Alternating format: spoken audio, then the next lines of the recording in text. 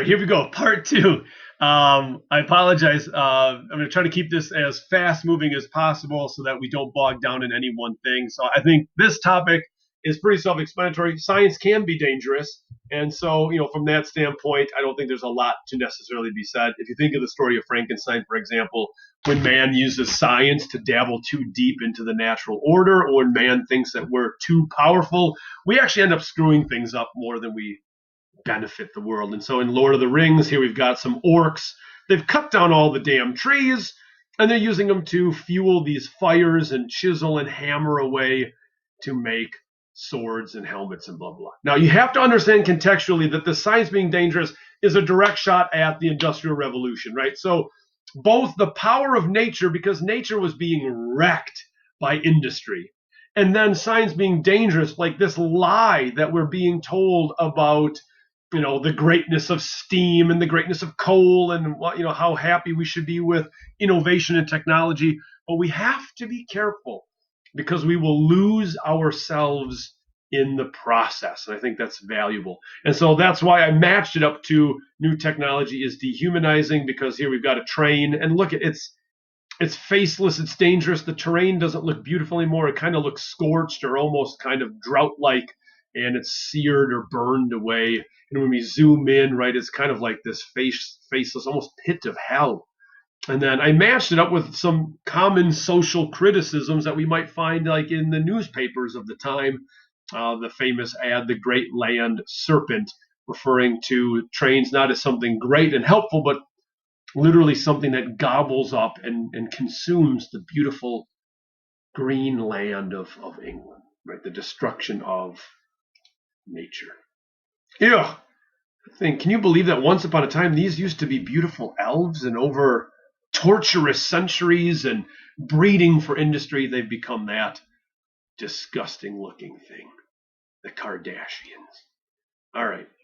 So country life then becomes the solution. Well, what's the hero? If we know what the villains are, if Enlightenment is the villain, if neoclassicism is the villain, if industry is the villain, well, then what's the hero? Simple pastoral life. And so let's look back to the roots of beautiful green England, right? And this is what we'd see. So John Constable will be our famous painter for a lot of great kind of rural scenes. But look at how beautiful this is. We got pasture land, and we've got trees. We've got a little quaint town in the background. Man and animal living and working in harmony with one another, right? We're mutually benefiting.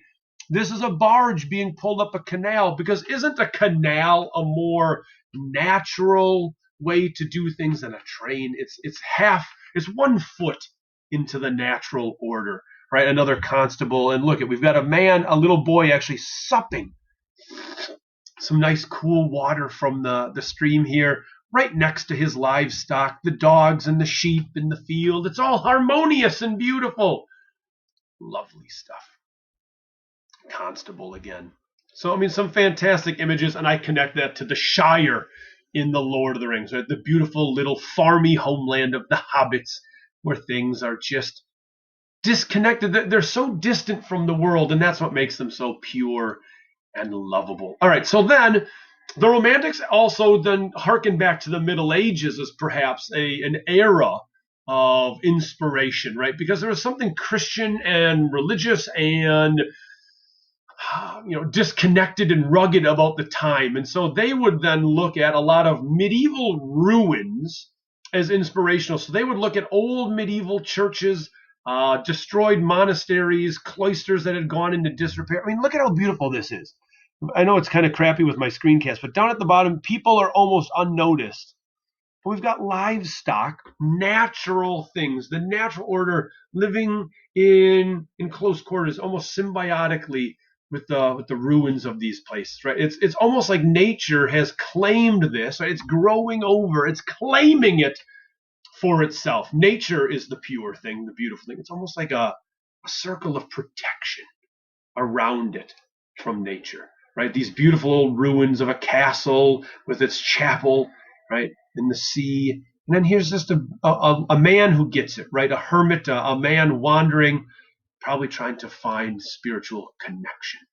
It's not a painting. It looks like it's not a photo. It looks like a photo, but it's a painting. Here's some people living underneath then the ruins, right? So nature is almost one with the ruins, and it's no less beautiful. It's actually more beautiful. And then my favorite one, look at the cool parody. This tree and this church are kind of images of one another, right? And is this not the Romantics' true church, the cathedral of nature? And then some neo-Gothical architecture to prove that it actually was popular. Right? So Parliament built in the mid-19th century is Gothic, built in the same style as like old medieval construction. And that's why. All right, we're going to try to power home. So then Romantics then got all spiritual. They liked Christianity. They liked the ideas of, good and bad, but then that means that bad must be ever present. So things like the occult, exotic, the macabre, they had a heavy focus on death. And they had a lot of focus on like evil and demons and that kind of stuff, witchcraft in our world, because it's real. It's a fear. I mean, in our world there is evil taking place, and so they want to not go too far away from the fact that like secretly in the shadows things are not explained by Enlightenment rationalism. There is evil about, and so wanting to know things that can't be known. And so here's a painting by Caspar David Friedrich again. I absolutely love this one, right? Abbey in the Oak Forest. And so if we look at it, like this kind of spooky, almost Halloweenish kind of feel to it. You'll notice down here we've got these monks or some sort of weird cult, right, that has like taken up maybe some ceremonies in this old abandoned church or abbey. And so I think Lord of the Rings I actually think they deliberately rip off this painting when they look at this old ruin of a fortress on top of the mountain. And so, God, Lord of the Rings is nothing but witches and dead things and ogres and whatnot. Okay, moving along. But you get what I'm saying.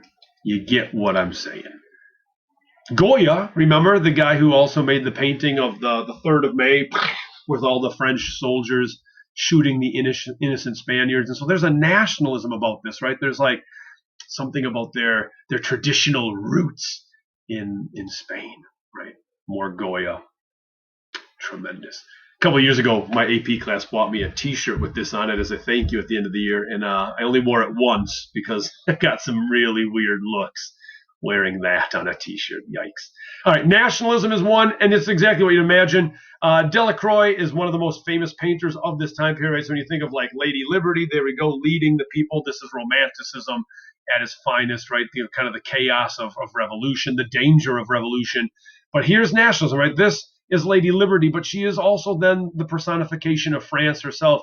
And not to get too graphic or kind of weird, but she's buxom. I mean, she's a bountiful woman. There's enough liberty to sustain, to nurture her people. And so the bare breasts actually show us how much vitality in life there is in this movement for the people.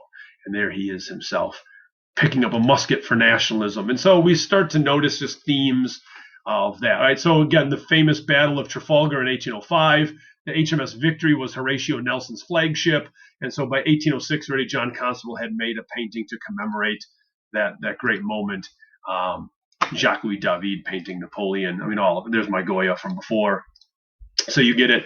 I embedded a video clip if you want to click it. Right, it's a great nationalistic kind of speech from Lord of the Rings where he talks about men of the West, humans of the West, West folk, and what that really means. Right, and then bringing this thing on home, they do have an interest in the exotic, in the strange, and so there's something like kind of sexy about far off African and Asian lands. There's something like, what do we want to know? There's shall I say, spiciness to them all. All right, and so that's another kind of escapism of Romanticism, and so there's a lot of examples. I will not bog down on any of them, but a heavy focus usually on Africa and Asia as one of the more kind of common themes.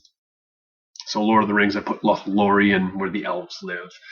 There's a famous poem that we might read. There's one of our documents here called Kublai Khan. It's about Xanadu, this mythical land of Mongolia with milk and honey and pleasure domes and caves of ice and all that exotic, sexy, what is this kind of experience.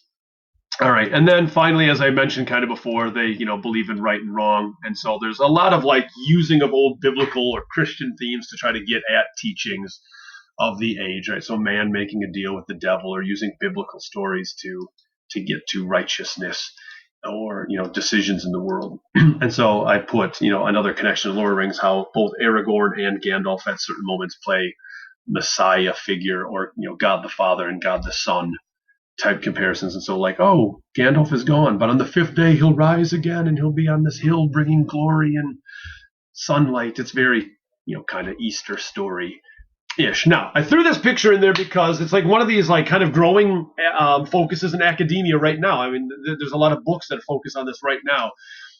Why did England? Because Lord of the Rings was written in England, right? Tolkien was a British guy. So why would a guy in the World War One going into World War Two? Why would a guy who lived in that 50-year generation? Why would he tap back into Romanticism? And really, it comes down to nationalism, propaganda. He's trying to like stir a cultural identity that England is pure. They're the Shire. They're the farmy, green, natural folk. They're the elves and the hobbits, right? And these damn Nazis with their planes and their bombs and their machine guns and blitzkrieg, all that science and technology, they're the unnatural ones. They're the unhuman, the dehumanized. They become actually monsters, evil in their quest for modernity. And so you see a lot of propaganda really tapping into this idea of like, look at how beautiful England is and how absolutely asinine it is to see something as disgusting as this bomber or this technology on our shores. It's terrible. So then I just put some other examples in literature and poetry, some other great connections from the age.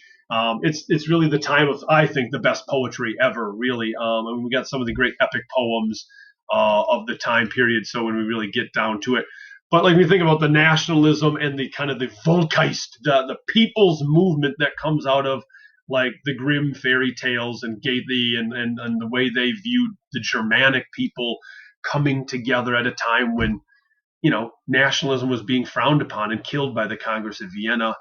They were stoking those nationalist fires. We're not Austrian or Germanic. It's in our blood.